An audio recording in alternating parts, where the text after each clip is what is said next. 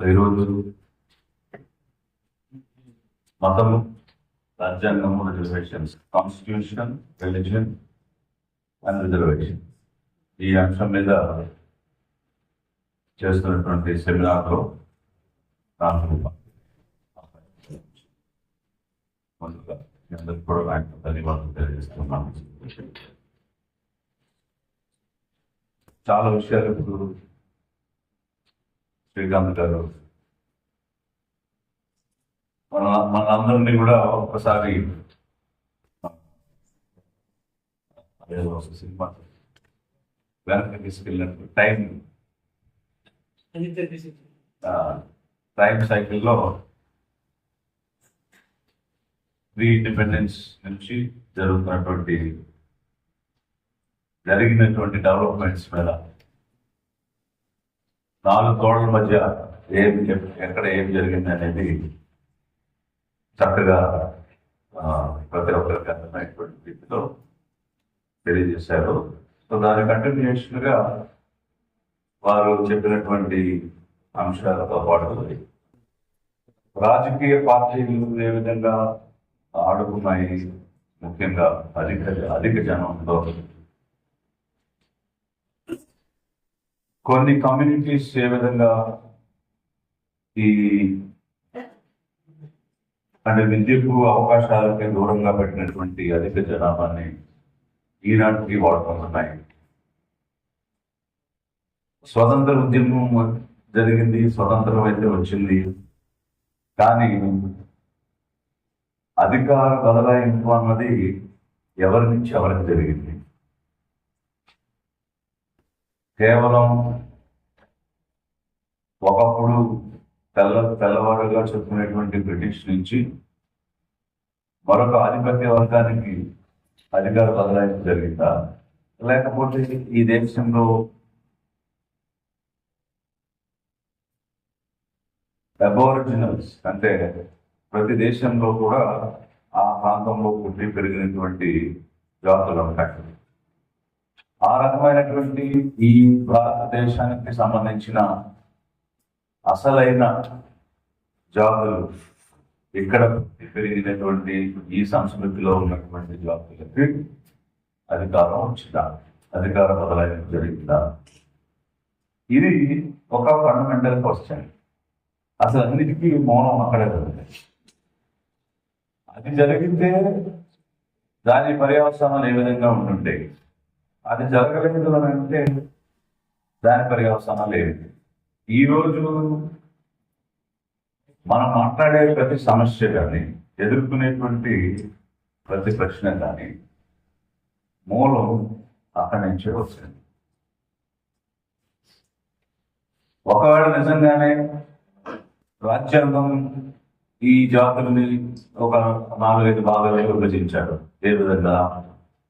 కొండల్లో కోనల్లో జీవించేటువంటి ప్రజలన్నింటికి ఒక లిస్టు, అలాగే ఊరు బయట నివసించే అంటరానితనానికి లేని వాళ్ళకి ఒక list, schedule tribe, schedule caste. ఈ 2 కాకుండా ఉన్నటువంటి సూత్రుల్ని, వెనుకబడిన వాటిని other backward classes. So that means what? SC, ST are backward. Other than SC, ST are other backward classes. So SC, ST, OBC 3 categories. వీటితో పాటు రిలీజియస్ మైనారిటీస్, ఇవన్నీ కానివాళ్ళు others. ఇది రాజ్యాంగం ఇచ్చిన క్లాసిఫికేషన్. సో ఈ క్లాసిఫికేషన్లో ఎవరికి వచ్చింది అధికారం? ఎస్టీలకు వచ్చిందా, ఎస్సీలకు వచ్చిందా, ఓబీసీలకు వచ్చిందా, మైనారిటీలకు వచ్చిందా, అదర్స్ వచ్చింది? సో బ్రిటిష్ నుంచి స్వతంత్రం సాధించాను కానీ బట్ అధికార బదలాయింపు ఎవరికి జరిగింది? అధికార బదలాయింపు ఈ ట్రైబ్స్ గా లిస్ట్ అయిన వాళ్ళు, కాస్ట్ గా లిస్ట్ అయిన వాళ్ళు, అదర్ బ్యాక్వర్డ్ క్లాసెస్ ఉన్నవాళ్ళు, వీళ్ళు కదా అసలైనటువంటి జాతి, ఇక్కడ జన్మించిన జాతి, ఇక్కడ పుట్టిన జాతి, మూలము ఉన్న జాతి వీళ్ళు కదా. మరి వీరెవరికి అధికార బదలాయింపు జరగకపోతే స్వతంత్ర ఉద్యమానికి అర్థం ఏంటి? ఎవరి కోసం స్వతంత్రం వచ్చింది? ఎవరి స్వాతంత్రం వచ్చింది? ఇది 80 సంవత్సరాల స్వపరిపాలన తర్వాత మనం వేసుకుంటున్న ప్రశ్నలు. అంటే 80 సంవత్సరాల స్వపరిపాలన జరిగింది 1947 నుంచి మొదటి ఎన్నికలు 52 జరిగినా కూడా. సో 27కి 80 పూర్తవుతాయి. మరి ఆ సమయంలో ఫండమెంటల్ క్వశ్చన్స్ ఇంకా మనం వేస్తూ ఉన్నాము, ఫండమెంటల్ ఇష్యూస్ ఇంకా అడ్రస్ కాలేదు. ఎందుకు, ఏమిటి కారణం, ఇది మనందరం కూడా ఆలోచించాలి. ఎందుకంటే ఇక్కడ ఈరోజు విశాఖపట్నంలో ఈ సెంట్రల్ లైబ్రరీలో కూర్చొని మనం ఈ సెమినార్ చేస్తున్నామంటే మీరందరూ కూడా well educated, employ, knowledgeable, experience in life. In addition to that, you have insults, humiliation, harassment. ఇవన్నీ కూడా చూసి వచ్చారు. సో ఇవన్నీ అసలు రూట్ కాజ్ ఎక్కడ ఉంది, ఎందుకు ఇన్ని జరుగుతున్నాయి? అందులో ఈరోజు మనం అడ్రస్ చేస్తున్న రిలీజియన్ అనేటువంటి సబ్జెక్ట్ తీసుకుంటే that is another issue or differentiation, discrimination faced by a particular section of the people. So దీనికి కూడా ఏమిటి కారణము?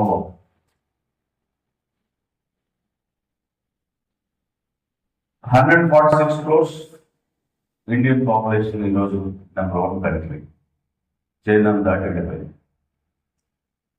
ఇంచుమించు 20% ముస్లిమ్స్ ఉన్నారు అంటే నియర్లీ 30 crores ఉంటారు. అదేవిధంగా 20% షెడ్యూల్ కాస్ట్ అంటే అనదర్ 30 crores. అబౌట్ 12% ఎస్టీస్ అంటే సంథింగ్ లైక్ దానికి ఎంత ఉంటారు, 16 crores అలా ఉంటారు. సో ఈ మూడు కలిపితేనే నియర్లీ 76 crores, 146 crores లో. లేటెస్ట్ గా జరుగుతున్న డిస్కషన్ ఏంటంటే, మేము ఢిల్లీ వెళ్ళినప్పుడు అక్కడ కమిషనర్ కేజీ బాలకృష్ణ కమిషన్ కలిసినప్పుడు అక్కడ జరుగుతున్న చర్చ అంటే పొలిటికల్ సర్కిల్స్ లో కొంతమందితో మనం డిస్కస్ చేస్తున్నాం. ఎస్టీలుగా ఉన్న వాళ్ళకి వారు క్రిస్టియన్ గా కన్వర్ట్ అయితే ఈ అవకాశం ఎలా తీసేయాలని అన్న దాని మీద చర్చ జరుగుతూ ఉంది. ఆ బిల్లు రాబోతుంది అని. అయితే దానికి సంబంధించిన జడ్జిమెంట్స్ చాలా క్లియర్ గా ఉన్నాయి. పాట్నా హైకోర్టు చాలా స్పష్టమైనటువంటి జడ్జిమెంట్ ఇచ్చింది. వారు అబోరిజినల్ ట్రైబ్స్, ఒక తెగలుగా జీవించేటువంటి వారికి సపరేట్ కల్చర్ అనేది ఉంది. ఆ సంస్కృతిలో జీవించేవారు ఏ రిలీజియన్ తో ఉన్నా కూడా అదే సంస్కృతిని కొనసాగించినప్పుడు వాళ్ళు ట్రైబ్స్ అనే పరిగణించబడతారు అని ఒక స్పష్టమైనటువంటి జడ్జిమెంట్ పాట్నా హైకోర్టు ఇచ్చింది. ఇన్స్పైర్డ్ ఆఫ్ దట్ వాళ్ళు కల్చర్ రిలీజన్ గుడిపెట్టి ఈరోజు దేశవ్యాప్తమైనటువంటి చర్చ ఎస్సీ కన్వర్ట్స్ జరుగుతుంది. కాబట్టి వీళ్ళను కూడా దానిలో తీసుకెళ్ళిపోయి వాళ్ళకు కూడా తీసేయాలనేటువంటి ఒక ఆలోచన చాలా ముమ్మరంగా జరుగుతుంది. చాలా కాన్షియస్ గా చేస్తూ ఉన్నారు అనేది నేను ఢిల్లీలో పొలిటికల్ సర్కిల్స్ లో డిస్కషన్ లో తెలిసిన అంశం. ఇలా ఇష్యూ ఆఫ్టర్ ఇష్యూ వస్తూనే ఉంది. ఒకదాని కోసం పోరాటం చేసి దాన్ని పరిష్కరించుకునేటప్పటికి ఇంకొక పోరాటం చేయాల్సిన పరిస్థితి వస్తుంది. ఎందుకు ఇలా జరుగుతుంది, దీనికి మూలం ఎక్కడుంది, పరిష్కారం ఎక్కడుంది అనేది ఒక అంశం అయితే, ఇక్కడ ఈ రోజు topic religion reservation versus constitution అనేది ఒక అంశం. ఇంతకుముందు మనం గౌరవ శ్రీకాంత్ గారు చెప్పినట్టుగా రిజర్వేషన్స్ అనేటువంటివి డెఫినెట్లీ ఏ కంపల్సరీ రిప్రజెంటేషన్. అంటే I will tell you my own experience.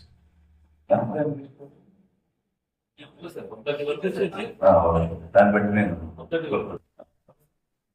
So I will tell my own experience. I was working in Nellore district project director చేస్తూ ఉన్నాను. అప్పుడు సెల్ఫ్ హెల్ప్ గ్రూప్స్ ఫామ్ చేసినాము విమెన్ తోటి.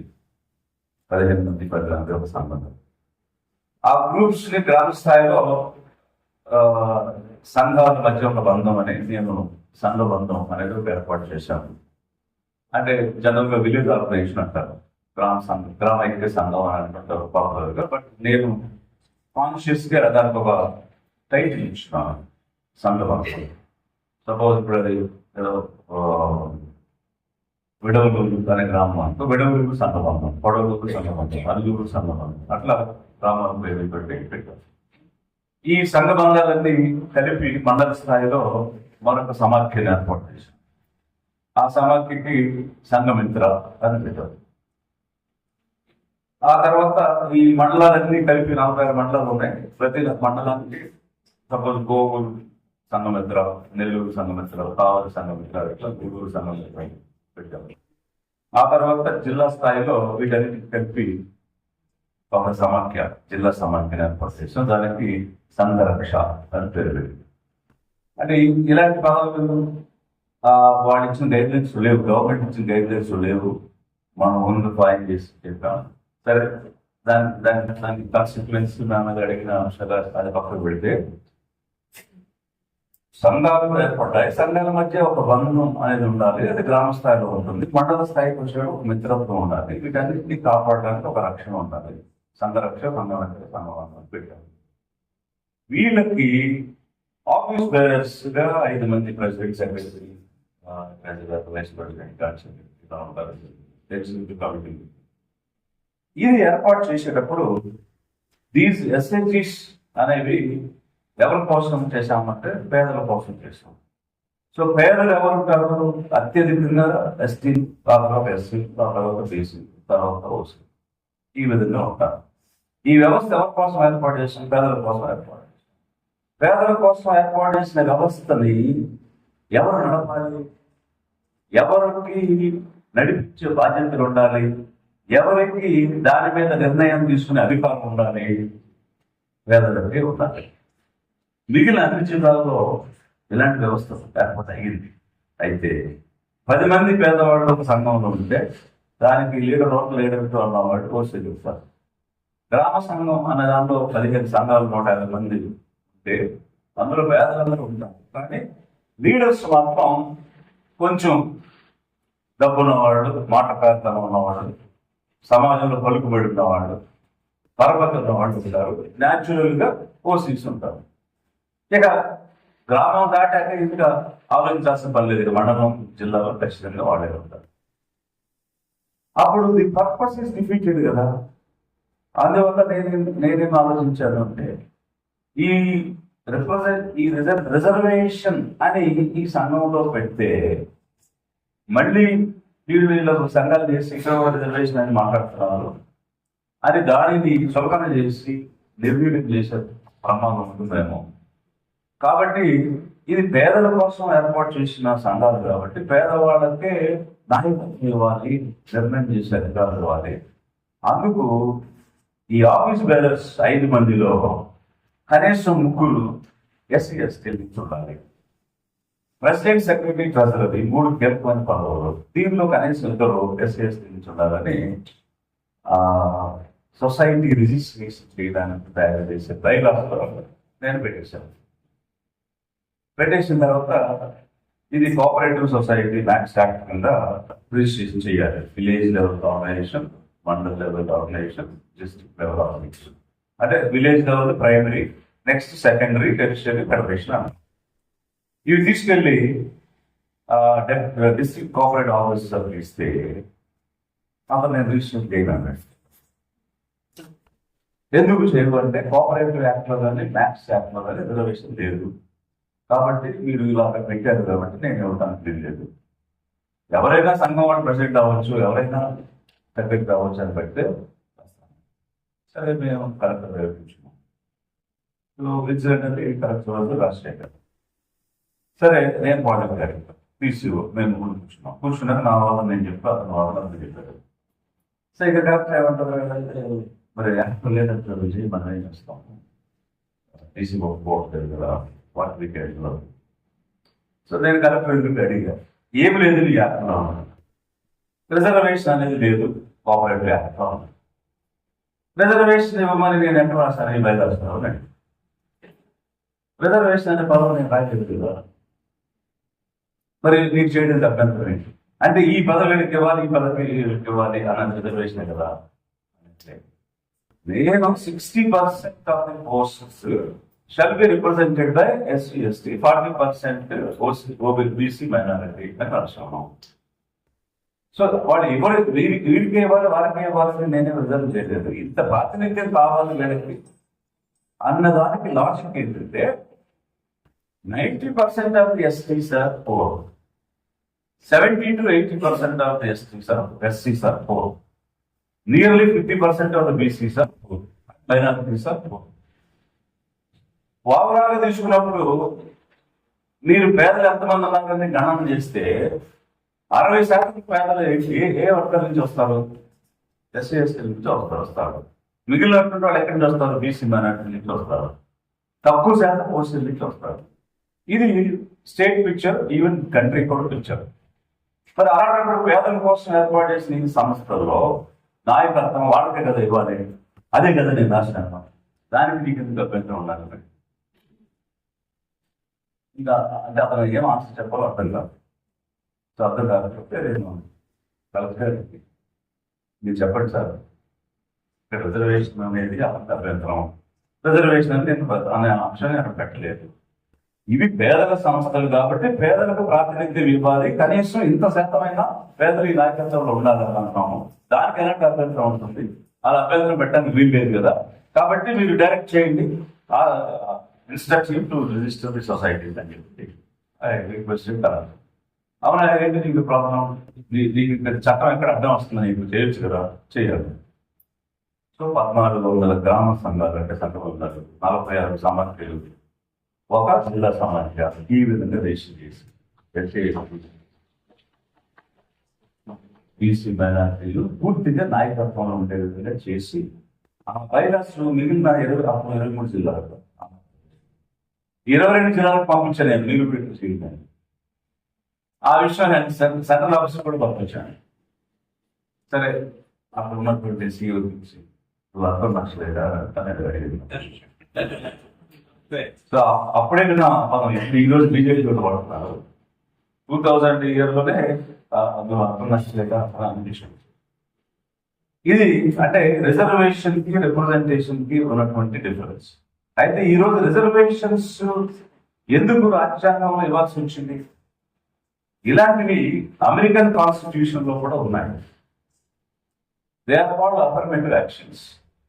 సో అఫర్మేటివ్ యాక్షన్ అనేది ఏంటంటే, ఎక్కడైనా ఒక వర్గానికి కానీ ఒక కమ్యూనిటీకి కానీ ఏదైనా నెగ్లిజెన్స్ కానీ లేకపోతే ఆపరేషన్ కానీ జరిగినప్పుడు వారికి అడిషనల్ ఆపర్చునిటీస్ ఇచ్చి ఆల్రెడీ ఎదిగినటువంటి సమాజంతో వీళ్ళను కూడా సమానంగా ఎదిగేటట్టుగా చేయడానికి ఇచ్చేటువంటి additional inputs are called affirmative actions.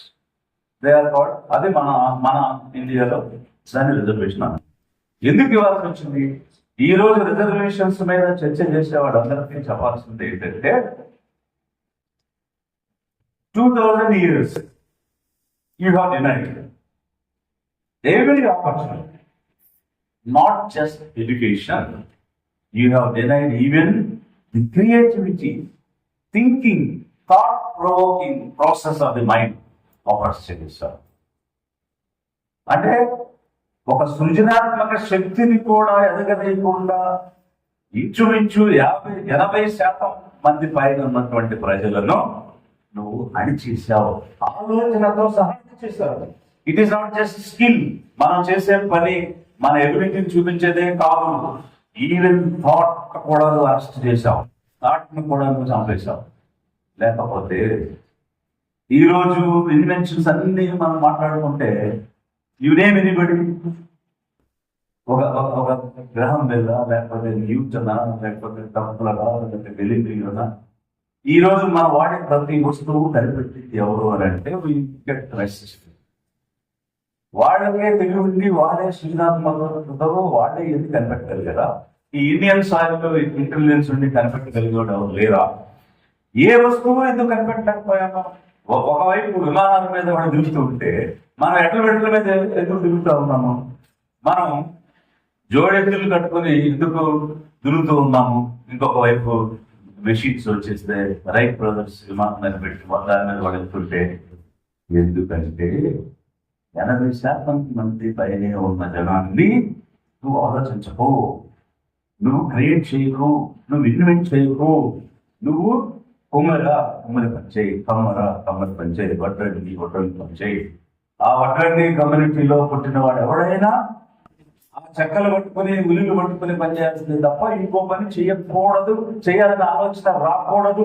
నువ్వు ఎంత గొప్ప శిల్పాన్ని తయారు చేసినా కూడా అంతకే పరిమితం అవ్వాలి తప్ప దానికి గాలి ఊది దాన్ని ఒక ప్రాణంగా చేయాలంటే అది చేసే అధికారం నీకు లేదు, అవకాశం నీకు లేదని 2000 సంవత్సరాలు ఇలాంటి ఒక క్రియేటివిటీని, ఆలోచనని, అవకాశాన్ని అణిచివేసి దూరంగా పెట్టేసిన తర్వాత కేవలం ఒక చిన్న సమాజమే అన్ని రకాలుగా ఎదిగింది కాబట్టి ఈ రోజు రాజ్యాంగం అనేది ఒకటి వచ్చిన తర్వాత, ఈక్వాలిటీ అనేటువంటి మాట ఒకటి చెప్పిన తర్వాత, ఈక్వల్ ఆపర్చునిటీస్ అనేటువంటి పదం ఇచ్చిన తర్వాత, ప్రొటెక్టివ్ డిస్క్రిమినేషన్ అంటే ఒకవైపు no one shall be discriminated based on caste, religion, race, sex, place of birth అని చెప్పినా nothing prevents from this article to provide opportunities for scheduled caste, scheduled tribes, parliament made by law can make అని చెప్పింది అని అంటే దాని ఉద్దేశం ఎవరైతే ఇంకా రిజర్వేషన్ వెనక్కివ్వాలా, ఇంకా రిజర్వేషన్ కొనసాగాలా, ఎంతకాలం రిజర్వేషన్ ఇస్తాము అని అడిగేటువంటి వాళ్ళందరికీ కూడా చెప్పాల్సినటువంటి ఆన్సర్ ఏంటంటే ఇది ఒక ఎవరి దయాదాక్షిణ్యాల మీద ఇచ్చింది కాదు, ఎవరిదో దోచి వీళ్ళకి ఇచ్చింది కాదు, ఎవరిదో తెచ్చి వీళ్ళకి అందించింది కాదు. 2000 సంవత్సరాలు ఈ జాతులన్నీ 80% ప్రజలు అనుభవించాల్సినవన్నీ కబ్జా చేసి కేవలం 1, 2, 3 వర్ణాలు, ఈ త్రివర్ణాస్ అని చెప్పుకునేటువంటి వాళ్ళే అనుభవించారు. వారే పాలకులు, వారే మంత్రులు, వారే ఆస్తిపరులు, వారే వ్యాపారస్తులు, వారే భూస్వాములు, అన్ని అక్కడే పెట్టారు. వనరులు వాళ్ళదే, అవకాశాలు వాళ్ళదే, అనుభవించేది వాళ్ళే. కానీ పని చేసేది, ఉత్పత్తి చేసేది, అన్నిటినీ ప్రొవైడ్ చేసేది, సేవలు అందించేది వీళ్ళు. సో ఈ రకమైనటువంటిది కొనసాగింది కాబట్టి దానిని కరెక్ట్ చేయడానికి, to correct the historical wrong ని రైట్ చేయడానికి అఫర్మేటివ్ యాక్షన్ గా తెచ్చినటువంటివి రిజర్వేషన్స్. ఇది ఇవ్వాల్సినటువంటి ఆన్సర్. సో ఒక చారిత్రాత్మకమైనటువంటి తప్పిదాన్ని మీరు సరిచేయడానికి, ఆ తప్పుని సరిదిద్దడానికి తీసుకునేటువంటి చర్య. అది ఎంతకాలం పడవచ్చు అంటే ఎంతకాలం పడవచ్చు తెలియదు. ఎందుకంటే నువ్వు 2000 సంవత్సరాలు ఆపేశావు కదా, మేబీ 2000 సంవత్సరాలు పడుతుందేమో ఇదంతా కూడా తగ్గడం. మోరోవర్ నాకు మెరిట్ ఉండి నాకు రావడం లేదు, నేను బాగా ప్రతిభ కలిగి ఉండి కూడా నేను తెచ్చుకోలేకపోతున్నాను, నాకు 89 మార్కులు వచ్చినా రాలేదు, అవతల వాళ్ళు 69 మార్కులు వస్తే జాబ్ వచ్చింది అని బాధపడేటువంటి వర్గాలు కూడా ఉన్నాయి. వీరికి ఒకటి చరిత్ర తెలియక, 2 ఎందుకు ఇలా జరుగుతుంది, నాకు ఎక్కువ వచ్చినా రాలేదు, అవతలకు తక్కువ వచ్చినా వచ్చింది అనేటువంటి ఒక ఐస్ డెవలప్ అవ్వడానికి దానికి సరైనటువంటి ఆన్సర్ ఏంటి అంటే ఇక్కడ తక్కువ మార్కులు వచ్చిన వాళ్ళు మెరిట్ లేదని కాదు, వాళ్ళకి ప్రతిభ లేదని కాదు. It is only A comparative performance. ఇప్పుడు ఒక సివిల్ సర్వీస్ కి వెళ్ళాల్సిన వాళ్ళు క్వాలిఫికేషన్ ఏముండాలి, ఒక గ్రాడ్యుయేట్ డిగ్రీ ఉండాలి.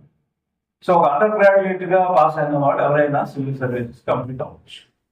So that means everybody is eligible to be appointed as an IAS officer or IPS or customs officer or income tax officer. So they are eligible to be appointed. వాళ్ళలో ఎవరిని తీసుకోవాలి అనుకోవడానికి ఒక speaking test పెట్టినప్పుడు ఆ comparative performance లో ఒక mark ఎక్కువ వచ్చిన వాళ్ళు రావచ్చు, తక్కువ వచ్చిన వాళ్ళు రాకపోవచ్చు. బట్ అదే మెరిట్ ఎలా చెప్తావు? నేను మన 2024 సివిల్ సర్వీస్ రిజల్ట్స్ చూస్తే ఎస్సీ ఐఏఎస్ ఆఫీసర్స్ కి 459 ఆ ప్రాంతంలో ఆగింది. ఎస్టీలకు సంథింగ్ 650 ఆ రేంజ్కి వచ్చినట్టు అక్కడ ఎస్టీ ఐఎస్ ఆగిపోయింది. కానీ ఓబీసీ ఇంకా 800 దగ్గర వచ్చింది. విచిత్రమైన విషయం ఏంటంటే ఈడబ్ల్యూఎస్ కోటాలో శర్మ అన్న వాడికి 950 ర్యాంకులో ఐఏఎస్ ఆఫీసర్ వచ్చింది. ఎవరిది మెరిట్? 950 వచ్చిన బీహార్కు చెందిన శర్మది మెరిటా, లేదా 450 లేదా 650 వచ్చిన ఒక ఎస్టీ ఐఏఎస్ ఆఫీసర్ మెరిటా? సో మెరిట్ అనేది రిపీట్ అయిపోయింది. ఈ లైవ్ ఎగ్జాంపుల్తో ఇన్నాళ్ళు మెరిట్ లేదు రిజర్వేషన్ ఇస్తే అన్న థియరీ రిపీట్ అయిపోయింది. అది ఈడబ్ల్యూఎస్ అనే కోటా వచ్చిన తర్వాత పర్ఫార్మెన్స్ అనేది కేటగిరీలో చూసినప్పుడు వాటికి వచ్చిన మార్క్స్ ఇస్తే చాలా స్పష్టంగా కనిపించింది. So that theory is difficult. ఎందుకు ఈ మాట నేను చెప్పాల్సి వస్తుందంటే థియరీ మీదే Nehru himself has written letters to chief ministers. ఆ టైంలో సంజయ్ రెడ్డి వీరు ఉన్నటువంటి టైంలోనే రిజర్వేషన్స్ మనం ప్రోత్సహించకూడదు, మెరిట్ పోతుంది అని ఒక రూల్స్ తీసుకుని వచ్చే ప్రయత్నం కూడా చేశారు. ఆ తర్వాత రాజీవ్ గాంధీ టైంలో కూడా మెరిట్ పోతుంది రిజర్వేషన్స్ వల్ల అనేటువంటి భావన కలిగింది. ఈవెన్ తెలుగుదేశం పార్టీ ఏర్పడిన తర్వాత కూడా ప్రతిభకు ఇబ్బంది కలుగుతుంది అనేటువంటి వాదనని వాళ్ళు కూడా ఎన్టీ రామారావు మాట్లాడే పరిస్థితి ఉంది. సో అందువల్ల నేను మీకు చెప్తున్నది, రిజర్వేషన్స్ వల్ల ప్రతిభ కావడం అనేది తప్పు. ఆ వాదన తప్పు. మనం తీసుకునే వాళ్ళలో ఎక్కువ తక్కువ మార్కుల్లో ఎక్కువ వచ్చిన తీసుకుంటూ తక్కువ వచ్చిన తీసుకోకపోవచ్చు. But both are eligible to appointed. But ఇద్దరు ఎవరిని తీసుకోవాలన్నప్పుడు ఈ కంపారిటివ్ కాంపిటేటివ్ ఎగ్జామ్ లో మనం చేస్తున్నాం అన్నది ఒకటైతే, ఇక రెండవది 2 విషయాలు ఉన్నాయి. నేను మనం ఒకటి మాట్లాడాను. ఏం మాట్లాడానంటే,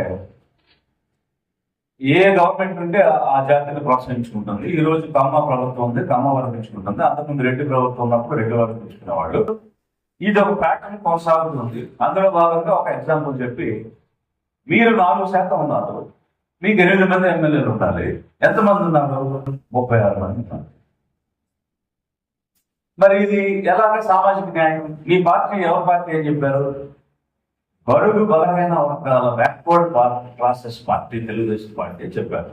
మరి బ్యాక్వర్డ్ క్లాసెస్ పార్టీ అన్నప్పుడు మీరు బ్యాక్వర్డ్ క్లాసెస్ కి బడుగు బలమైన వర్గాలు కదా అన్ని రకాల పదవులు ఇవ్వాలి. ఒక్క మంత్రి మీకు ఉండాలి, కానీ 5 మంది ఉన్నారు. 2014లో 6 మంది మంత్రులు ఉన్నారు. ఒక్క ఎంపీ ఉన్నారు మీకు 25లో, కానీ ప్రతిసారి 5 నుంచి 6 మంది ఎంపీలు ఉంటారు. అప్పుడు ఇది ఎలా బీసీ పార్టీ అవుతుంది? ఇది ఎలా ఎస్సీ ఎస్టీ బీసీ పార్టీ అవుతుంది అని నేను క్వశ్చన్ చేశాను.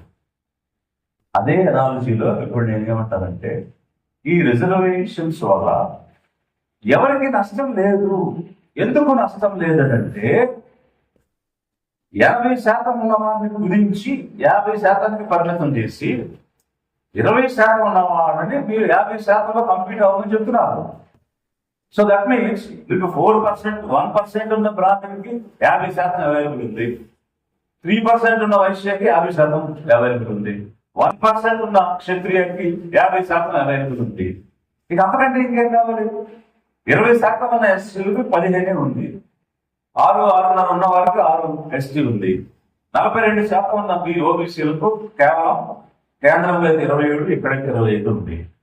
సో ఎవరు నష్టపోతున్నారు? ఇంకా ఈ రిజర్వేషన్స్ కొనసాగించిన తర్వాత కూడా నష్టపోతున్నది ఎవరు అని అంటే SC ST OBC and minorities. Why? Because it is restricted. వాస్తవంగా ఏం చేయాలి? మీరు 2000 సంవత్సరాలు రిస్ట్రిక్ట్ చేశారు, ఇప్పుడు కూడా రిస్ట్రిక్ట్ చేస్తూ ఉన్నారు. రిస్ట్రిక్షన్ లేకుండా ఇవ్వాలి అని అంటే ఎవరి వాటా ఎంత ఉంటే అంత వాటాగా అందరికి అవకాశాలు ఇవ్వాలి. అది కదా సమాజం అంటే, అది కదా సమానంగా జరగాలంటే. అలా చేయడం లేదు కదా ఈ రోజు కూడా. ఈ ఆన్సర్స్ మీరు ఇవ్వాలి. సో ఒకవేళ ఒక 6% ఎస్టీలు రిజర్వేషన్ అనుభవిస్తూ ఉంటే అది నీ సొత్తు కాదు, నీ వాటా కాదు, వారి వాటానే వారు తీసుకుంటున్నారు. నీకేమిటి నొప్పి? నీకు ఎన్ని మార్కులు వస్తే ఎవరికి కావాలి? For others they need to have 6 people.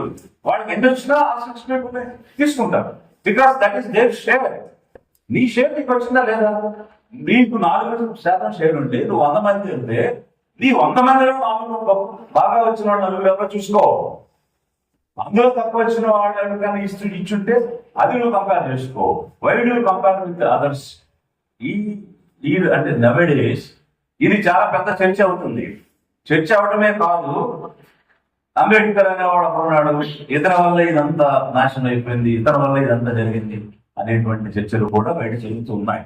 అంటే మనం ఉచ్చరించలేని అనలేని మాటలు వాళ్ళందరూ కూడా అనడం కూడా జరుగుతుంది. సరైనటువంటి వాదనతో తిప్పికొట్టాలి. ఒక లాజికల్ ఫ్రేమ్ లో, ఒక ఐడియాలజీలో,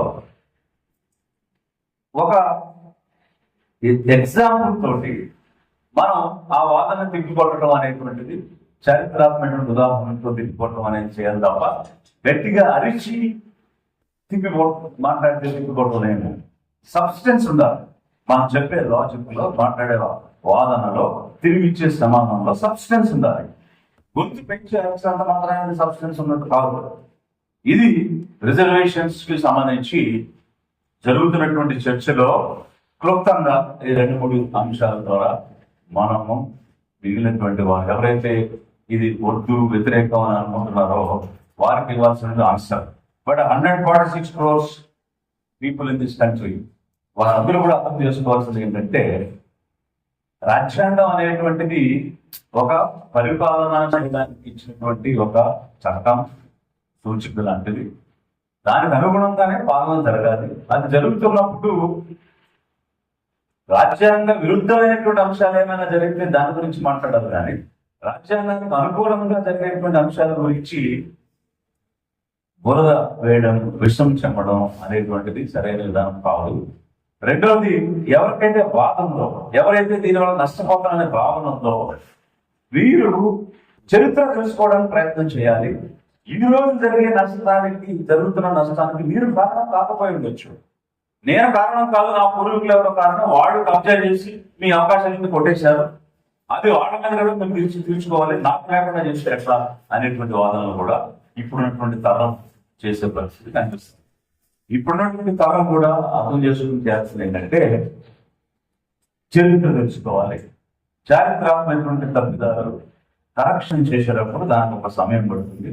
ఆ సమయంలో మేలు జరిగేవాడు ఉంటారు, జరగని వాడు ఉంటారు.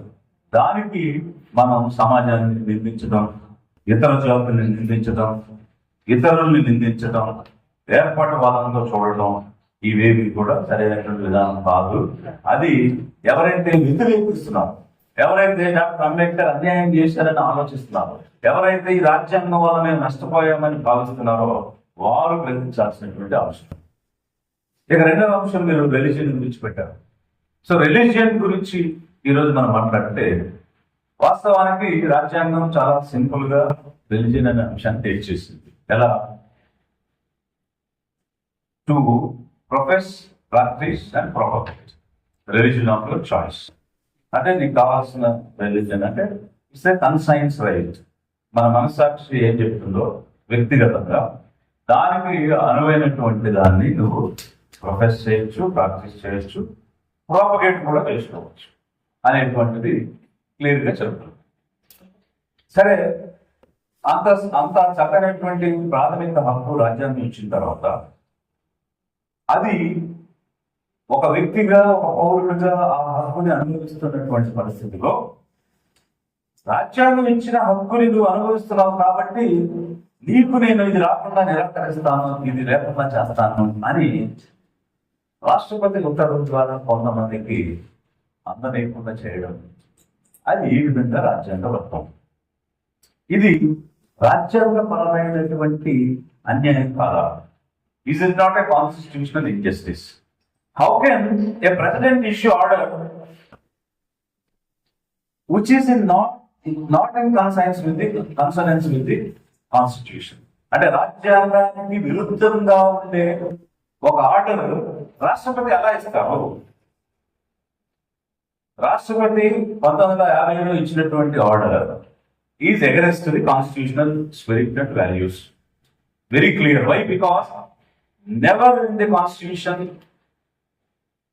any criteria to be adopted based on religion and చెప్పలేదు. రిలీజియన్ బేస్డ్ గా ఏదైనా క్రైటీరియా తీసుకుని ఏదైనా పని చేయమని చెప్పలేదు. ఓన్లీ మైనారిటీస్, రిలీజియస్ మైనారిటీస్ కి సర్టన్ రైట్స్ ఇచ్చింది కాన్స్టిట్యూషన్ తప్ప దాని ఆధారంగా అంటే 25, 26, 25 అనేటువంటివి కల్చరల్ గా 29, 30 ఈ 5 ఆర్టికల్స్ లోనూ వారికి కొన్ని హక్కులు ఇచ్చింది, వారికి కొన్ని రక్షణలు ఇచ్చింది. అంతేకాని ఎలాంటి ఎఫర్మేటివ్ యాక్షన్ అయినా అంటే ఇంక్లూడింగ్ రిజర్వేషన్స్ కానీ, రిప్రజెంటేషన్ కానీ, ఎంప్లాయ్మెంట్ కానీ, representing in parliament, assembly, local bodies, ఇవన్నీ కలిపి మనం అఫర్మేటివ్ యాక్షన్స్ అని అంటాం. అంటే తప్పుని సరిదిద్దేటువంటి చర్యలు, హిస్టారికల్ గా జరిగిన తప్పుని సరిదిద్దే చర్యలు ఏదైనా కూడా మత ప్రాతిపదికగా చేయమని రాజ్యాంగం చెప్పలేదు. అలా చెప్పనప్పుడు ఇంచుమించు 30 కోట్ల మంది ఎక్కువ మంది ముస్లిమ్స్ గా కన్వర్ట్ అయ్యారు, తర్వాత ఎలక్ట్రానిక్ క్రిస్టియన్స్ గా కన్వర్ట్ అయ్యారు. ఇలా క్రిస్టియన్స్ గా, ముస్లిమ్స్ గా కన్వర్ట్ అయినటువంటి ఓన్లీ షెడ్యూల్ కాస్ట్ పీపుల్ మీద ఈ డిస్క్రిమినేషన్ ఏమిటి? అదే ఓబీసీ క్రిస్టియన్ అయినా, ముస్లిం అయినా వారికి డిస్క్రిమినేషన్ లేదు. అదే ఓసీ క్రిస్టియన్ అయినా, ముస్లిం అయినా వారికి డిస్క్రిమినేషన్ లేదు. ఎస్టీ అయినా కూడా ఆ డిస్క్రిమినేషన్ లేదు. మరి ఏ క్లాస్, ఏ కేటగిరీలో లేనటువంటి religion based discrimination only schedule caste గా ఆరిజినేట్ అయ్యి క్రిస్టియన్స్ గా, ముస్లిమ్స్ గా కన్వర్ట్ అయిన వాళ్ళకి మాత్రమే ఆ డిఫరెన్సియేషన్ చూపించడం అనేది రాజ్యాంగ విరుద్ధం అయితే రాష్ట్రపతి గారు ఉపకరించారు. ఇది దేశవ్యాప్తంగా ఆలోచించాల్సింది, పరిష్కారం పొందాల్సింది. సో ఇక్కడ రాష్ట్రపతి తప్పు చేస్తే దాన్ని ఎవరు సరిదిద్దాలి? ఉత్తర్వు వచ్చింది కాబట్టి సుప్రీంకోర్టు అయినా చెప్పాలి, లేదా దాన్ని వెనక్కి తీసుకుని పార్లమెంట్ అయినా చేయాలి. మరి ఈ రెండు చేయకుండా 75 సంవత్సరాలు నిద్రపోతూ ఉన్నాయి. ఇప్పుడు చింతాడ ఆనంద కేసులో సుప్రీంకోర్టు ఏం చెప్పింది? నువ్వు క్రిస్టియన్ గా కన్వర్ట్ అయ్యావు కాబట్టి ప్రివెన్షన్ ఆఫ్ అట్రాసిటీస్ యాక్ట్ కింద నీకు రక్షణ దొరకదు, because you are not SC అని చెప్పింది. ఆ విషయం సుప్రీంకోర్టులో చెప్పించుకోవాల్సిన అవసరం లేదు, చదవచ్చినోడు గవర్నమెంట్ తెలుసు. ఎందుకనంటే 1950లో ఇచ్చిన ఆర్డర్ అదే కదా. షెడ్యూల్ కాస్ట్ ఒక లిస్ట్ ఉంది, ఆ లిస్ట్ లో ఉన్న కాస్ట్ అన్ని కూడా ఎస్సీలుగా పరిగణించబడతారు. బట్ వాడు కనుక హిందూ మతంలో లేకపోతే ఈ అవకాశం రావని రాష్ట్రపతి చెప్పారు. ఇక దాని మరి సుప్రీంకోర్టులో చెప్పించుకోవాల్సిన పని ఉంది.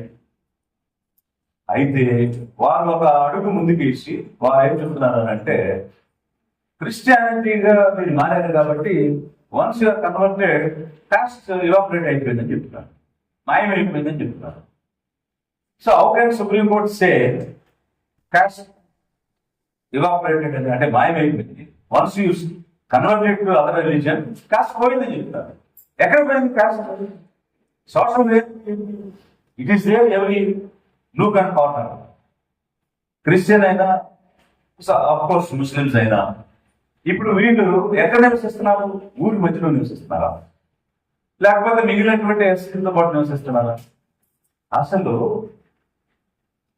కాస్ట్ పేరు మీద కాలనీలు ఉంటే, ఊరు పేర్లు ఉంటే, ఏ కమ్యూనిటీ వాడు ఆ కమ్యూనిటీ ఒక గ్రూపుగా ప్రత్యేకంగా జీవిస్తూ ఉంటే అసలు క్యాస్ట్ పోయిందని ఎక్కడ చెప్తాను? కొమ్మరు వీధి కొమ్మరు వాడుతూ ఉంటాయి, కమ్మర వీధి కమ్మర వాడుతూ ఉంటాయి, కమ్మపాలెం కమ్మ వాడుతూ ఉంటాయి, అగ్రహారం ప్రాంతానికి ఉంటాయి, మానవపల్లి మానవుడికే ఉంటాయి, మాదేపల్లి మాదేవికే ఉంది. ఈనాటికి 80 సంవత్సరాల తర్వాత కూడా ఇవే ఊర్లు, ఇవే పేర్లు, ఇవే జాతులు ఇలాగే జీవిస్తూ ఉంటే కాస్ట్ పోయిందంటే ఎలా? సుప్రీంకోర్టు అలాగే చెప్తుంది. సామాజిక వాస్తవాన్ని అవాస్తవంగా అత్యున్నత న్యాయస్థానం ఏ విధంగా చెప్తుంది? మరి రాష్ట్రపతి ఇచ్చినటువంటి ఉత్తర్వు రాజ్యాంగానికి విరుద్ధంగా ఉంటే ఎందుకు కొట్టేయలేదు? కేశవానంద భారతి కేసులో basic structure of the constitution ని మార్చకుండా అమెండ్ చేసే అధికారం పార్లమెంట్కి ఉంది. అంటే పార్లమెంట్ కి రాజ్యాంగాన్ని మార్చే అధికారం ఉంది అని చెప్పినప్పుడు నో, రాజ్యాంగాన్ని మార్చే అధికారం ఉన్నమాట వాస్తవమే, కానీ బేసిక్ స్ట్రక్చర్ అనేటువంటిది మాత్రం మారకూడదు. So there are certain basic principles. What are the basic principles? The basic principles are enshrined in the preamble itself. So the preamble says, we the people of India, having solemnly resolved to constitute India into a sovereign, socialist, secular, democratic republic. అంటే sovereign కంట్రీగా ఉండాలి, socialist కంట్రీగా ఉండాలి, secular కంట్రీగా ఉండాలి, democratic republic కంట్రీగా ఉండాలన్నది basic form, అది basic structure. అది దాని మీద మార్చేస్తాను. నేను republic తీసి ఆటోక్రసీ పెడతాను, హెరిడిటరీగా రాజుని పెడతాను, అంతేగాని ఎందుకు నేను రాష్ట్రపతిని పెట్టను అంటే you are changing the basic structure that we can do. And further lines ఏం చెప్తున్నాయి? Liberty of thought, expression, belief, faith and worship. అందులోనే వచ్చేసింది justice, social, economic, political, liberty, thought, worship. Then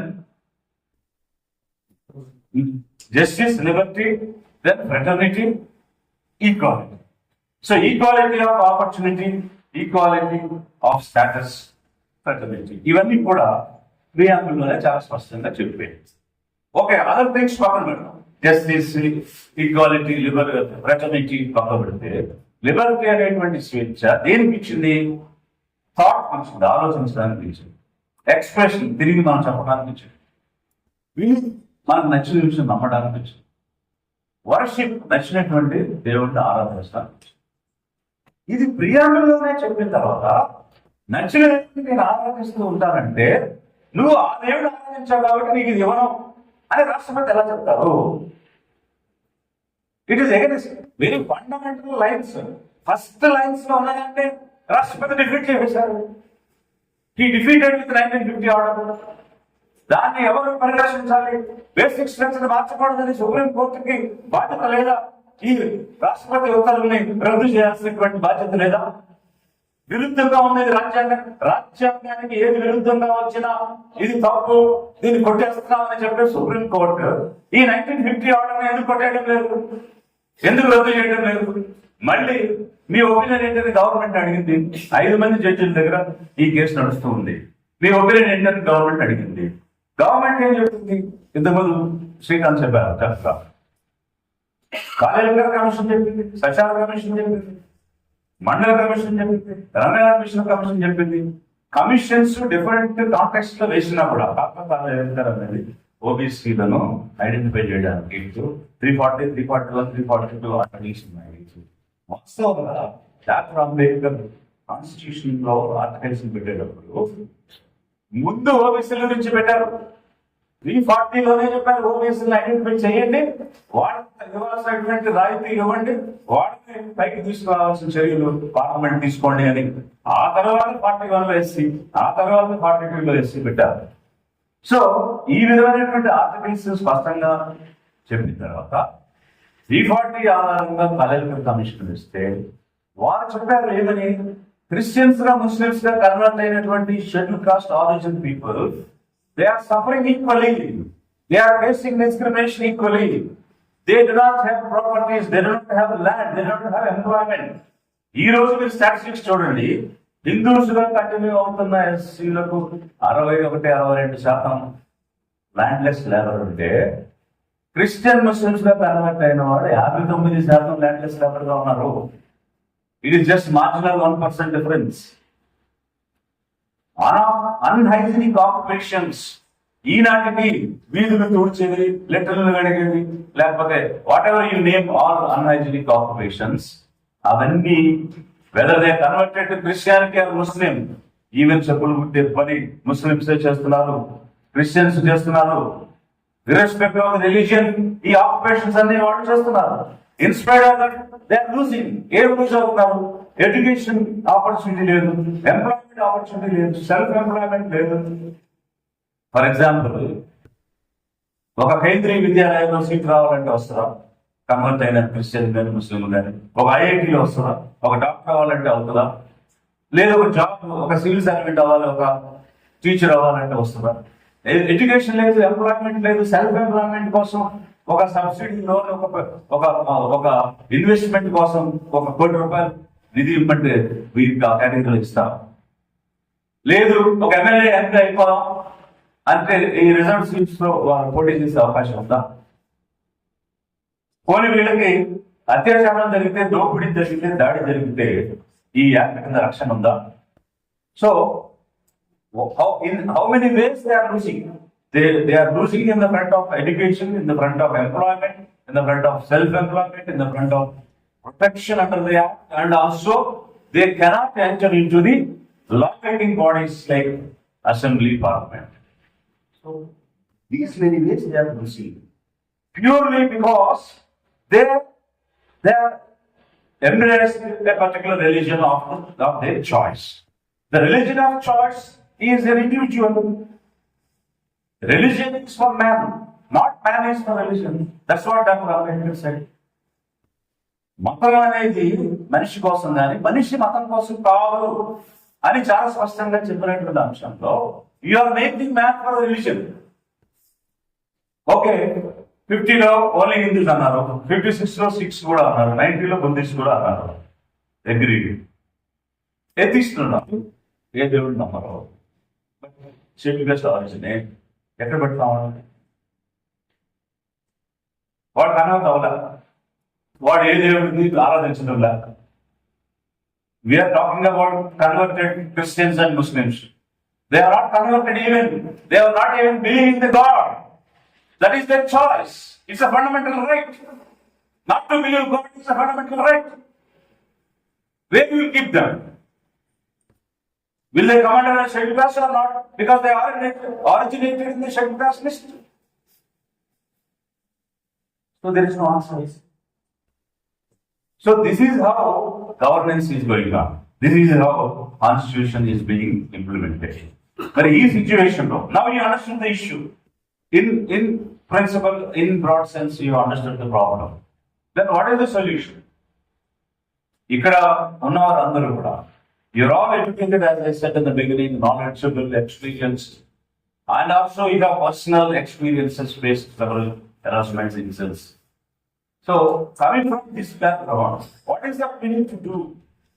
Everywhere, every forum, every dais, we discuss about problems. అంటే సమస్యల మీద ఏర్పాటు పెడతాం. వాడు ఇలా చేశాడు, అలా చేశాడు, ఇంకా ఇలాగ జరుగుతుంది, ఇంకా ఇలాగ అంటున్నారు, ఇంకా ఇలా ఈ పేరు పెట్టి మాట్లాడుతున్నారు, ఆ పేరు పెట్టి మాట్లాడుతున్నారు, ఇంకా అడిచి వేస్తున్నారు, ఇంకా ఊరు బయట ఉన్నాం. ఇదే పాడతాం, ఇదే కంటిన్యూ అవుతుంది. ఎంతసేపు సమస్య గురించి మాట్లాడుతూ, సమస్య మీద ఏర్పాటు పెడుతూ దానిని చెప్పుకుంటూ కూర్చుంటారు. పరిష్కారం గురించి ఆలోచించాలో అవసరం లేదా? పరిష్కారం అన్నది కదా నేను మీ అందరికి ఇచ్చే ఒక హోంవర్క్ ఏంటంటే, whenever you go, wherever you talk only on solution. 80 సంవత్సరాల సమస్యల గురించే మాట్లాడుతున్నాం. రాజ్యాంగం వచ్చిన తర్వాత స్వేచ్ఛ వచ్చింది, స్వేచ్ఛలో మాట్లాడే అవకాశం వచ్చింది. మాట్లాడుతున్నాం దేని గురించి మాట్లాడుతున్నాం అంటే ఎలా అణిచివేశారో వర్ణిస్తున్నాం, ఎలా ముంత కట్టారో వర్ణిస్తున్నాం, ఎలా చీకులు కట్టారో వర్ణిస్తున్నాం. అది కాదు కదా, దానికి పరిష్కారం ఏంటి? ఈ న్యూ జనరేషన్ కి మనం ఇచ్చేటువంటి పిలుపు ఏమిటి, సందేశం ఏమిటి, మార్గం ఏమిటి? డాక్టర్ అంబేద్కర్ చాలా స్పష్టంగా ఇవన్నీ ఎప్పుడో రీసెర్చ్ చేసేసి, గౌరవమైనటువంటి పరిశోధన చేసి, లోతైనటువంటి పరిశోధన చేసి, అసలు ఒక్కొక్క వర్స్, ఋగ్వేదాలు ఈ వర్స్ ఎందుకు రాశారు, యజుర్వేదాలు ఎందుకు రాశారు, అధర్వణ వేదాలు ఎందుకు రాశారు, ఈ వర్స్ అసలు వాళ్ళు మనుషులుగా ఉండి మానవ భాష మాట్లాడుతున్నారా, లేకపోతే వీడు నా మీదకి వచ్చాడు, వీడిని ఎలా కొట్టాలి, నేను వీడిని ఎలా చంపాలి, వీడిని ఎలా దూరం కోసేయాలి, ఈ నలుగురు కలిసినారు, వీళ్ళు ఎలా విడదీయాలి అని శ్లోకాలు రాస్తున్నారు వాడు అని అంబేద్కర్ వివరించి మాట్లాడారు. ఎవరైనా రాసుకునేటప్పుడు ఏం రాస్తారు? రవీంద్రనాథ్ ఠాగూర్ లాగా ప్రపంచం ఇరుగైనటువంటి అడ్డుగోడల మధ్య నలిగిపోతూ ఉంది, ఈ అడ్డుగోడను తొలగించి ఒక విజ్ఞాన ప్రకర్షతో, ఒక జ్ఞాన సంపదతో వీరందరూ కూడా మేల్కొని స్వేచ్ఛ వాయువులతో, స్వేచ్ఛాకరమైనటువంటి భావాలతో జీవించే అవకాశం కల్పించు, ఆ విధంగా నా సమాజాన్ని పెంచు అని అతను గీతాంజలిలో రాస్తున్నాడు. సో అది కదా ఈరోజు కావాలి, స్వేచ్ఛ కదా కావాలి, స్వేచ్ఛగా ఆలోచించడం కదా కావాలి. ప్రతి ఒక్కరికి నాకున్న స్వేచ్ఛ ఉండాలని కదా ఆలోచించాలి. నేను స్వేచ్ఛగా ఉన్నాను, నా స్వేచ్ఛ అవతల వాడికి ఎలా దొరుకుతుంది అని కదా ఆలోచించాలి. కొలంబియా యూనివర్సిటీలో చదువుకుంటున్నప్పుడు తాను చూసింది ఏమిటి? మిగిలిన వాళ్ళలాగానే అతను కూడా పడుకున్నటువంటి గట్టి మీద పడుకుంటున్నారు. మిగిలిన వాళ్ళగానే కూర్చుని క్లాస్లో పక్కన కూర్చుని పాఠం వింటున్నారు. డైనింగ్ హాల్లో అదే బెంచ్ మీద కూర్చుని పక్క వారితో సమానంగా భోజనం చేస్తున్నారు. మంచినీళ్ళు పంపు దగ్గర అందరితో సమానంగా ఒకే గ్లాసులో నీళ్లు తాగుతున్నారు. ఇంత సమానత్వం నా జన్మలో నేను చూడలేదు, నా దేశంలో నేను చూడలేదు. ఈ రోజు నేను చూశానని సంతోషపడి సంబరపడి నేను అనుభవించానని ఆయన గుర్తుకోలేదు. నేను అనుభవించిన ఈ సంతోషం, నాకు దొరికిన ఈ సమానత్వం నిర్భాగ్యులుగా నిరక్షరాస్యులుగా ఉన్నటువంటి కోట్లాది మందికి ఎలా ఇవ్వగలుగుతాను అని ఆలోచించి దానిని రాజ్యాంగంలో పెట్టారు. దానిని రాజ్యాంగంలో పెట్టి 13, 14, 15, 16, 17, 18, 19 ఈ ఆర్టికల్స్ అన్ని రాయడానికి మనం అనుభవించిన సమానత్వమే తన మెదడులో ఉన్నటువంటి ఒక ఒక కసి. ఇది ప్రతి ఒక్కరికి దొరకాలి, ప్రతి మనిషికి దొరకాలి. మాట్లాడే స్వేచ్ఛ కావాలి, నివసించే స్వేచ్ఛ కావాలి, బ్రతికేటువంటి స్వేచ్ఛ కావాలి. Article 21 life, Liberty. సో ఇవన్నీ కూడా రావడానికి నాకు దొరికింది 10 మందికి ఇవ్వాలి అనేటువంటి ఆలోచన. సో ఇది ఏ విధంగా మనం జనానికి ఇస్తాము, జనంలోకి తీసుకెళ్తాము అన్న ఆలోచనతో సొల్యూషన్ ఏంటి అన్నది ప్రతి ఒక్కరు కూడా ఆలోచించాలి. శ్రీకాంత్ కొందరు ఆల్రెడీ ఒక నెరేటివ్ ఇచ్చినారు. Pre independent, post independence, BJP అధికారంలోకి వచ్చే వరకు ఏ పార్టీలు ఎలా పనిచేశారనేది అర్థమైంది. మళ్ళీ అక్కడ వెళ్ళకుండా 80 సంవత్సరాలు కేంద్రం పాలించిన తర్వాత అక్కడ పాలించిన ఏ పార్టీ కూడా న్యాయం చేయలేదు. One statement that I did not go into the details. 2007లోనే రాజనాథ్ మిశ్రా కమిషన్ చాలా స్పష్టమైన రిపోర్ట్ ఇచ్చిన తర్వాత కూడా ఎలాంటి చట్ట మార్పిడి జరగలేదు, సవరణ జరగలేదు. మరి ఇన్ని కమిషన్స్ కాలేలు గారు మండల్ బీసీ కోసం వేసిన మండల్ కూడా చాలా స్పష్టంగా చెప్పారు.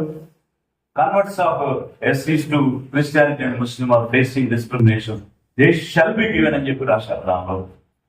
ఇన్ని కమిషన్లు ఉంటే సుప్రీంకోర్టు అడిగినప్పుడు మేము తెలుసుకుంటాం ఆపండి అని జస్టిస్ బాలకృష్ణన్ కమిషన్ వేయడం. సో ఇంకో కమిషన్ వేశారంటేనే దాని అర్థం వారికి ఇచ్చే ఉద్దేశం లేదు అని. ఆ విషయం మేము కలిసిన తర్వాత వారితో డిస్కస్ చేసినాక వారు చెప్పిన ఎక్స్ప్రెస్ చేసిన ఒపీనియన్స్ తర్వాత మరింత బలపడింది. సాధారణంగా కమిషన్ ఎవరైనా మన దగ్గర రిప్రజెంట్ చేస్తూ ఉంటే వీళ్ళు ఈ జాతిలో అన్యాయం అయిపోతుంది, ఈ జాతికి న్యాయం పొందారంటే ఎందుకు చేయాలి, ఎక్కడన్నా అన్యాయం, వేడిగిస్తే ఇంకొకరు పోరా, ఆడగిస్తే వీడు పోరా అని ఎదురుదాడి చేయటం, ఎదురు ప్రశ్నలు వేయటం సాధారణంగా ఎక్కడ ఉండదు. వింటారు, ఓకే మీ వాదన మీరు చెప్పండి, మా రిపోర్ట్ నేను ఇస్తా అంటారు. కానీ they started arguing with us. Okay fine, అది వారికన్నా లిబర్టీ ఆర్గ్యూ చేయొచ్చు, తప్పలేదు. లేదా ఆ ప్రాసెస్ లో ఇంకొన్ని విషయాలు తెలుసుకోవడం ప్రయత్నం కూడా చేసి ఉండొచ్చు. అంటే ఎదురు ప్రశ్నలు వేస్తే ఇంకా కొంత సమాచారం వస్తుందని కూడా అడిగి ఉండొచ్చు. దాన్ని మనం తప్పట్లేదు. కానీ అసలు కమిషన్ వేయాల్సిన నీటి లేని దగ్గర ఒక కమిషన్ వేస్తుంది అంటే report is already there, facts are already there, they are very clear, social reality is clear and everybody knows. In spite of that neither the Supreme Court nor the Parliament is coming forward to render justice to this community. ఇది fact. కాబట్టి ఈ న్యాయం పొందాలి. కాంగ్రెస్ చేయలేదు, BJP చేయలేదు, చేసే ఉద్దేశంలో కూడా లేదనేది అర్థం అవుతుంది. రాష్ట్రానికి వస్తే ఒకసారి తెలుగుదేశం, మరొకసారి వైఎస్ఆర్సీపీ, ఇప్పుడు మళ్ళీ తెలుగుదేశం, ఇంకా 2-3 పార్టీలతో ఒక గుంపుగా ఏర్పడి గుంపు ప్రభుత్వాలు నడుస్తూ ఉన్నాయి. 14లో గుంపు ప్రభుత్వం, 19 మళ్ళీ ఇప్పుడు 24లో గుంపు ప్రభుత్వం వచ్చింది. వీళ్ళు ఏం చేశారు, రిజల్యూషన్ అయితే చేశారు అసెంబ్లీలో. ఏమని, ఇది అన్యాయం, వాళ్ళకు కూడా ఇవ్వాలి అని, క్రిస్టియన్స్ కి ముస్లిమ్స్ కి ఇవ్వాలని రిజల్యూషన్ చేశారు. అసెంబ్లీ రిజల్యూషన్ వల్ల ఏం ప్రయోజనం ఉంది? జరగాల్సిన రిజల్యూషన్ పార్లమెంట్ లో కదా, జరగాల్సిన సవరణ పార్లమెంట్ లో కదా. అది చేయకుండా ఇక్కడ 25 మంది ఎంపీలు ఏపీలు ఇచ్చి రాష్ట్రం విడిపోయిన తర్వాత పెడుతున్నారు. ఈ 25 మంది ఎంపీలతోనే పార్లమెంట్ లో గత 12 సంవత్సరాలుగా ప్రతి బిల్లు పాస్ అవడానికి వీళ్ళ ఓట్లే కారణం. వీళ్ళు ఓట్లు లేకపోతే ఏ బిల్లు కూడా పాస్ అయ్యేది కాదు. మీరందరూ చదువుకోవడం మీకు తెలుసు. నేను మాట్లాడిన దానిలో తేడా ఏమైనా ఉందా మీరు చెక్ చేయండి. మరి అలాంటప్పుడు మేము రిజల్యూషన్ చేసిన అంశం మీద బిల్లు పెట్టి వీరికి ఈ రాయితీ అందించే ఏర్పాటు చేయమని తెలుగుదేశం ఎందుకు అడగలేదు, వైఎస్ఆర్సీపీ ఎందుకు అడగలేదు, జనసేన ఎందుకు అడగలేదు? వాళ్ళకి ఇచ్చే ఉద్దేశం లేదు. ఇంతకు మించిన ఉదాహరణ ఏం కావాలి, ఇంతకు మించిన నిదర్శనం ఏం కావాలి, ఇన్ఫ్లుయెన్స్ అంతకంటే కావాలా? ఇచ్చే ఉద్దేశం ఉంటే ఈ రోజైనా పట్టండి. ఇప్పుడు కూడా మీ ఎంపీల మీద ప్రభుత్వం నడుస్తుంది కదా, ఇప్పుడు కూడా వైఎస్ఆర్సీపీ ప్రతి బిల్లుకి ఆమోదం చెప్తున్నారు కదా, ఓటు వేస్తున్నారు కదా, ఒక్క బిల్లు కూడా వైఎస్ఆర్సీపీ ఓటేస్తుంది కదా. అలాంటప్పుడు ఈ బిల్లు పెట్టించి మీరు 25 మంది ఓటేస్తే పార్లమెంట్ లో బిల్ పాస్ అవుతుంది. రెండు సొల్యూషన్స్ ఉన్నాయి. ఒకటి, సుప్రీం కోర్టు జడ్జిమెంట్ ఇస్తే అక్కడితో ఎండ్ అయిపోతుంది, once for all it is done, శాశ్వతంగా. సుప్రీం కోర్టు జడ్జిమెంట్ ఒకవేళ బాలకృష్ణ కమిషన్ రిపోర్ట్ ఇంకోటో బేస్ చేసుకుని దీనికి అనుగుణంగా ఇవ్వకపోతే పార్లమెంట్ లో అమెండ్మెంట్ చేయాలి. And these amendments are within the basic structure of the constitution. Basic ప్రేమని దాటడం లేదు, వాల్యూస్ ను దాటడం లేదు, స్పిరిట్ ని బయటకు వెళ్ళడం లేదు. Why? Because religion is not a criteria for any governmental action. So ఈ సిచ్యువేషన్ లో ఇది సాధించాలి, న్యాయం పొందాలి. న్యాయం పొందాలి అని అంటే మనం మాట్లాడుకున్నంత మాత్రం సరిపోదు, మాట్లాడుకోవాలి. దానివల్ల నాలెడ్జ్ వస్తుంది, స్ప్రెడ్ అవుతుంది సబ్జెక్టు. బట్ రోడ్ల మీద రావాలి, వేలాదిగా రావాలి, లక్షలాదిగా రావాలి. ఫలం ఏంటో చూపించాలి. ఫలం చూపించి వీరందరూ దీన్ని వ్యతిరేకిస్తున్నారు, ఇది లక్షల మంది వ్యతిరేకిస్తున్నారు, కోట్లాది మంది వ్యతిరేకిస్తున్నారు, అన్యాయం జరుగుతుంది, ఈ రాష్ట్రంలో ఉన్నటువంటి పార్టీలు కూడా అన్యాయం చేశాయి, వీరికి న్యాయం చేయడం లేదు, తెలుగుదేశం చేయడం లేదు, వైఎస్ఆర్సీపీ క్రిస్టియన్ అని చెప్పుకుని క్రిస్టియన్ ఓట్లు వేయించుకుని క్రిస్టియన్స్ కోసం పోరాటం లేదు, జనసేన బీజేపీతో కలిసి మాది ఒక ఐడియాలజీ లెఫ్టిజం కమ్యూనిజం అని చెప్పి ఈ రోజు సనాతనం అని చెప్పేసి పూర్తిగా ఈ లెఫ్ట్ నుంచి రైట్ వెళ్ళిపోయిన పరిస్థితిలో వారు కూడా చేయడం లేదు. సో ఈ పరిస్థితిలో జనం ముందుకు రావాలి, జనబలంతోనే దీన్ని సాధ్యం చేసుకోవాలి. నేను ఈ రోజు రాష్ట్రంలో లిబరేషన్ కాంగ్రెస్ పార్టీ స్థాపించి జనం ముందుకు రావడానికి గల ఉద్దేశం ఏంటంటే, 80 సంవత్సరాలుగా అధికారానికి దూరంగా ఉండిపోయారు సామాన్య పేద మధ్య తరగతి జనం, real people of this country. ఈ దేశానికి చెందినటువంటి నిజమైనటువంటి వారసులు ఈనాటి వరకు అధికారంలోకి రాలేదు. వాళ్ళ అధికారంలోకి రావాలి. వాళ్ళ అధికారంలోకి రావాలంటే ఒక రాజకీయ వేదిక కావాలి. రాజకీయ వేదికలు అంటే ఏ వైసీపీలోనూ టీడీపీలోనూ చేరితే ఒక మంది ఎంపీలో మినిస్టర్ దొరుకుతుంది, అది నాకు ప్రయోజనం లేదా నా కుటుంబానికి ప్రయోజనం, జాతికి ఏం ప్రయోజనం. అందుకని అలాంటి పార్టీల్లోకి వెళ్లకుండా సొంతంగా లిబరేషన్ కాంగ్రెస్ పార్టీ అని ఈ అనగలిగినటువంటి జనం కోసం, పేద జనం కోసం, సామాన్య మధ్యతరగతి జనం కోసం ఏర్పాటు చేసి వచ్చాం. ఈ రోజు ఇన్ని మాట్లాడిన ఈ పార్టీలు, రిజల్యూషన్ చేసిన ఈ పార్టీలు ఇప్పుడు ఈ అంశం గురించి రాష్ట్ర వ్యాప్తంగా చర్చ జరుగుతుంటే ఎక్కడా కూడా ముందుకు వచ్చి చేస్తున్న పని లేదు. ఎక్కడైనా వస్తే మేము మద్దతు ఇస్తామని ఒక మాట తప్ప అసెంబ్లీలో చర్చించి పార్లమెంట్ లో బిల్లు పెట్టి దీనికి సొల్యూషన్ తెచ్చే పని చేయడం లేదు. కాబట్టి వీళ్ళ నిజ స్వరూపాలు క్లియర్ గా అర్థమైపోయినటువంటి పరిస్థితిలో ఎవరు మనతో ఉంటారు, ఎవరు మన కోసం పోరాడతారు, ఎవరు మనకి పనిచేస్తారు అనేది గ్రహించి రాబోయే రోజులైనా కనీసం ఈ పెట్టుబడిదారుల పార్టీలకు మళ్ళీ ఈ హాల్లో ఉన్న వాళ్ళు సగం మంది వైసీపీకో, సగం మంది టీడీపీకో, ఆ గుంపు పార్టీలకు ఓట్లు వేసి ఇలా ఎన్ని సెమినార్లు పెట్టిన ప్రయోజనం లేదు. ఇక మీదటైనా కనీసం మన ఓట్లు మన మనుగడ కోసం వాడుకుందాం, మన వృద్ధి కోసం వాడుకుందాం, మన అధికారంలో అడుగు పెట్టే దారి కోసం వాడుకుందాం అని ఆలోచించండి. ఎందుకనంటే అన్నిటికీ మూలం ఎక్కడుంది అనంటే చట్టసభలో నిర్ణయం చేసే అధికారం మనకి లేదు. కాబట్టి నిర్ణయం చేయగలిగే అధికారం కనుక మనకి ఉంటే, ఒక హోమ్ మినిస్టర్ లేదా ఒక సోషల్ వెల్ఫేర్ మినిస్టర్ ఉంటే వాళ్ళకి నిర్ణయం చేసే అధికారం ఉండదు. నిర్ణయం చేసే అధికారం అనంటే ఆ సిద్ధాంతంతో, ఆ ఆలోచన విధానంతో చట్టసభను ఏర్పాటు చేసినప్పుడు, ఒక అసెంబ్లీలో పార్లమెంట్ లోనో మెజారిటీగా ఉన్నప్పుడు అది సాధ్యమవుతుంది. మెజారిటీగా లేకపోయినా కనీసం మన సీట్ల మీద ఆధారపడిన ప్రభుత్వం, ఉదాహరణకి తమిళనాడులో లాంటి ప్రభుత్వం ఈ 2-3 సీట్ల మీద ఆధారపడి పనిచేసే ప్రభుత్వం అయినా ఉంటే, 2-3 సీట్లు ఉన్నా కూడా వీరికి జరగాల్సిన న్యాయం కోసం నిలదీసి చట్టాన్ని మార్చుకునేటువంటి పరిస్థితి ఉంటుంది. అందువల్ల the final solution lies in exercising our adult franchise prudently, wisely, intelligently. ఇన్నాళ్ళు అమ్ముకున్నాం, దాసోహమయ్యాం, అక్కడెక్కడ బిర్యానీలకి బిర్యానీలకి అలవాటు పడి ఒళ్ళు అమ్ముకుని, ఆలోచన అమ్ముకుని, శ్రమను అమ్ముకుని, ఓటు అమ్ముకుని 80 సంవత్సరాలు బ్రతికేశారు. ఇంకా ఇలాగే బ్రతకాలి అనుకుంటే ఇలాంటి సభలు ఎన్ని పెట్టినా న్యాయం దొరకదు. తిరగబడాలి, రావాలి, రోడ్ల మీదకి రావాలి, ఉధృతంగా రావాలి. జన బలంతోనే, జన ప్రపంచంతోనే కోల్పోయిన ప్రతి హక్కు కూడా సాధ్యమవుతుంది. కోల్పోయిన హక్కులు ప్రార్థనలు చేసి బిచ్చమెత్తి బ్రతుకులాడి దేనికి నడుపుకుంటే రావు, నిరంతరమైన పోరాటంతోనే వస్తాయి.